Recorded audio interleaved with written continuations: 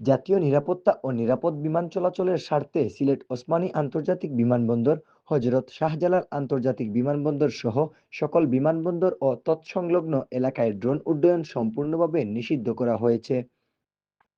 বাংলাদেশ বেসামরিক বিমান চলাচল কর্তৃপক্ষ এ সংক্রান্ত নির্দেশনা জারি করেছে। সংস্থাটি একটি বিজ্ঞপ্তিতে উল্লেখ করেছে, ড্রোন নিবন্ধন ও উড্ডয়ন নীতিমালা ২০২০ অনুযায়ী অনুমোদনহীন ড্রোন উড্ডয়ন বিমানবন্দর এলাকায় সম্পূর্ণভাবে নিষিদ্ধ। তবে গত ১৯ ডিসেম্বর শহীদ শরীফ ওসমান হাদির মরদেহ বিমানবন্দরে গ্রহণের সময় তিনজন উপদেষ্টা ও গুরুত্বপূর্ণ ব্যক্তিবর্গের উপস্থিতিতে কিছু ইলেকট্রনিক মিডিয়ার অনুমোদন ছাড়াই ড্রোন উড্ডয়ন করে ছবি ধারণ করে।